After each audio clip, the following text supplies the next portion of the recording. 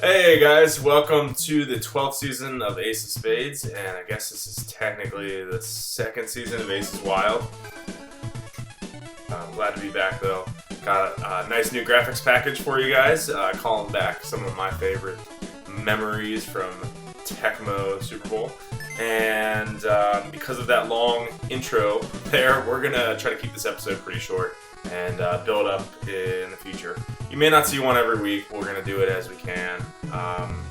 But something's better than nothing. And hey, man, at 5-0, I had to start getting somewhere to brag. So I wanted to jump on the old Aces Wild horn. Okay, guys, on to the wire.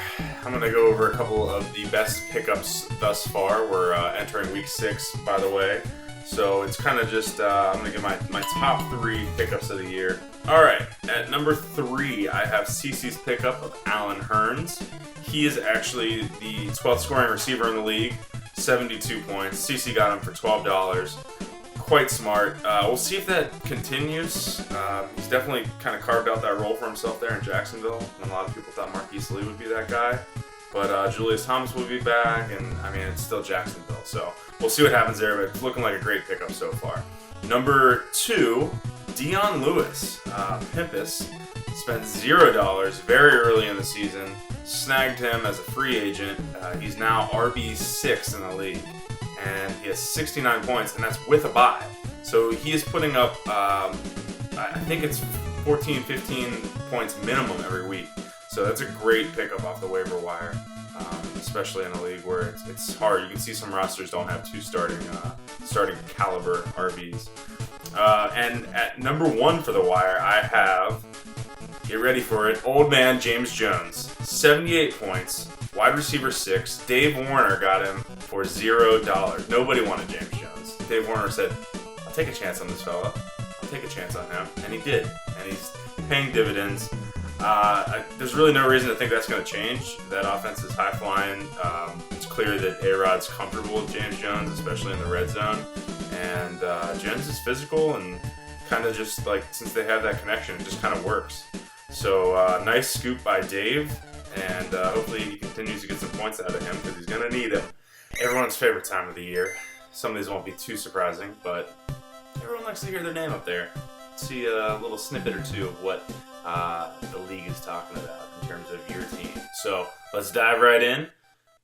At number 12, Cocaine Cowboys. This is Rob's team, and as Andrew Luck keeper, needs to start picking it up to get him back in contention here. He's 0-5 though, 545 points, and he really needs Dez back too. He's just had some bad luck.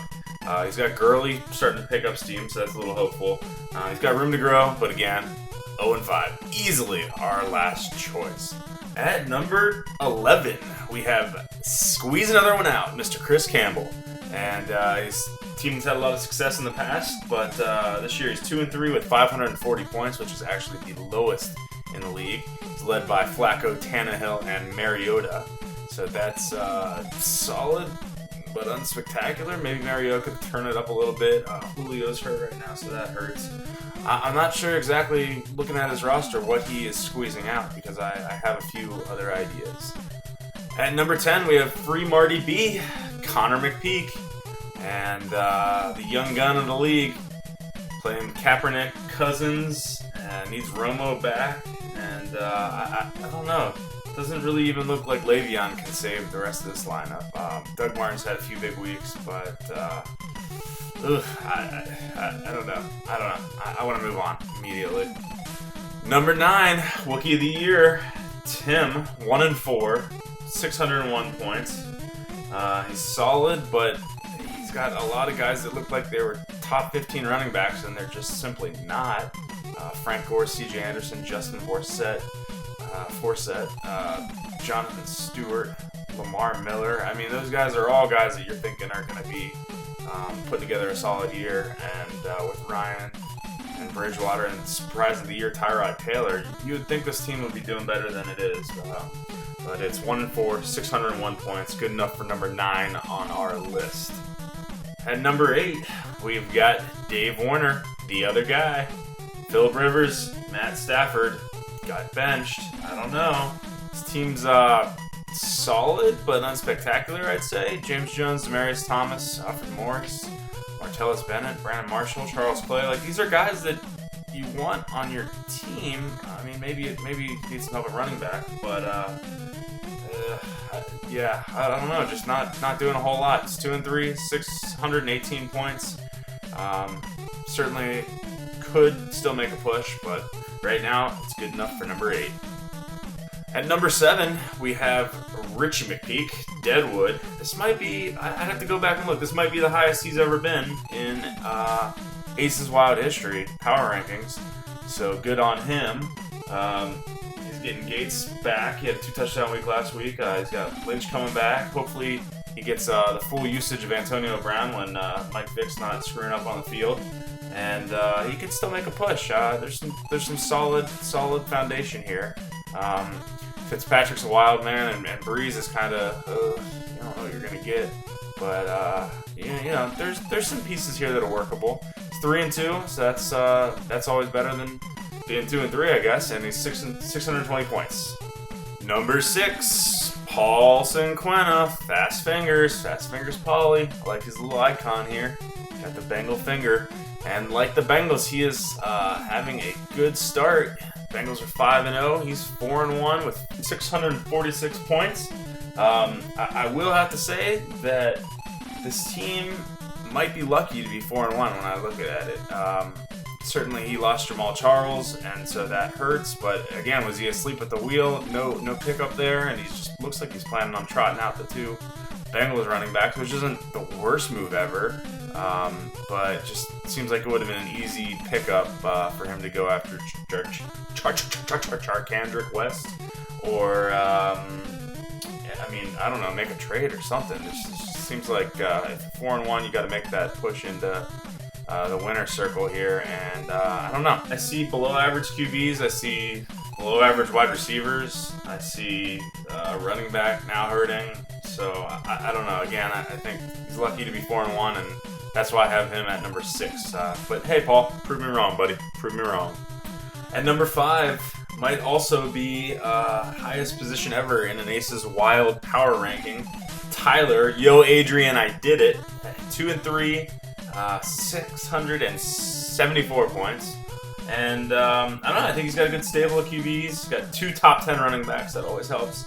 He could use a true wide receiver 1, but this may be his year to make a push. That Adrian Peterson keeper for $5, that makes a difference. And then smart pickup with Ingram in the draft, and he even made some trades already because I think he traded Lat Murray for Golden Tate or Emmanuel Sanders, I want to say. So he's trying to improve that wide receiver core when he had the running back depth. But yeah, this could be a year where Tyler is fantasy relevant, and he's good enough for number 5 right now. At number 4, Kyle Squirrels, 3-2, 684 points. Really strong QBs. That he may not even thought they were going to be this strong when the year started. I don't know what he's thinking, but he definitely went with his Bengal boys, Carson Palmer, Andy Dalton. He kept Roethlisberger. Roethlisberger gets hurt. Still has 2. I don't know the exact rankings, but I'm pretty sure Andy Dalton's QB1 right now, and Palmer has to be top 5, I guess. So he's really solid, and Roethlisberger obviously a stud when he comes back too. I think he needs definitely some running back help, but he has guys that are at least usable right now. He's playing that 2 tight end set with Kelsey and Eifert. But, I mean, there could be worse things for your flex because I think Eifert's tight end 1 and Kelsey's tight end 4. So, I mean, he's not trotting out a bad lineup here and getting a revitalization year from Larry Fitz. So, just maybe a couple changes here, and he could really be looking quite strong. He started out pretty well too, I think, and I think he might have dropped 1 or 2 recently, but this is a pretty good team overall. At number 3, Asian sensation Alex Quay, straight cash homie. The Randy Moss quote that we'll never forget, we'll always love. He's 3-2, 711 points, one of the 3 members in the league to get over 700, hence 700 club, and number 3 on the rankings. he made the big spend to get Charkandrick this week. And, you know, I didn't even look up what Paul bid. Maybe Paul didn't bid, but I think Quay bid like $80 or something like that. So he wanted him. He got him. He is definitely riding the Josh McCown wave right now. And kind of just riding, I don't know if Peyton even has a wave, but it's more like just kind of like sifting through the puddle with Peyton and just taking those Peyton points. And man, McCown's exciting right now. I guess if you're watching him in fantasy or a Browns fan, God help you. But yeah, this team's good, man. D Hopkins, Cobb, and Gronk. I think they're all elite pieces. And I don't know. I just think this is a pretty solid team. At number 2, we got Pimpus, the Sanchez, paying homage to Mark Sanchez, I guess. It's 4-1, 777 points, another member of that 700 club, and has been winning fairly easily from what I've seen. He's really, really deep bench, and he's riding the Tom Brady Revenge Tour ticket, and Brady's just been insane, even through 4 weeks with that bye week. Yeah, AJ looks elite again, and Bradford and Smith, you could do worse for, you know, QBs 2 and 3 on your roster. I think he needs a little tight end help. That's probably his only area of weakness right now, but he's got lots of flex options and guys that could become even more than what they are right now. Somehow he's typically a pretty good team, and he seems like he's done it again. And at number 1, I guess to be 2 or 1, you have to have like a homoerotic picture of a quarterback. Nano Bubbles, Russ Wilson, posing 5-0. This is me, in case you didn't know. 823 points. Lone member of the 800 Club, by the way.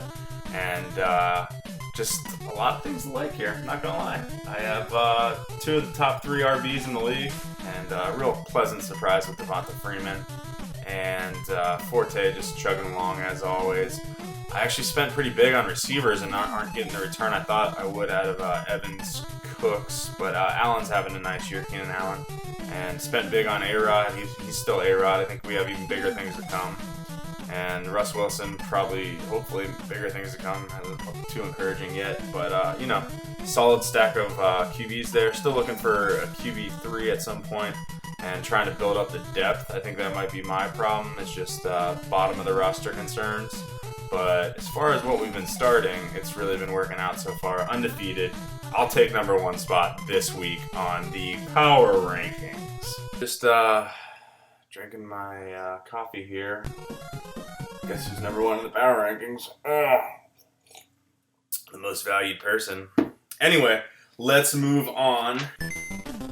Of course, Gummy Daddy striking first with the tweet of the week. He says, "I'm going to poop on you all with Bobby Hoyer." And I can only assume he meant Brian Hoyer and was just like hopped up on gummies when he wrote this. Or maybe he meant this beautiful man, Bobby Hoying, from back in the day. I don't know. He is the oldest member of the league. Maybe he's just stuck in the Bobby Hoying era, which would explain a lot. But yeah, that is definitely the tweet of the week with a defecation threat and a misnamed crappy QB anyway. So that's the nice threat there, Richie. So make sure you tweet us at Ace of Spades FF, and we'll have a new winner next week for the tweet of the week. And just as a little bit of bonus footage, I'm going to say goodbye to you and leave you with this clip from what was supposed to be the premiere of last season when Mr. Kyle Fowler was in town. So I'll leave you with this. Toodles. Some credit to the poorly.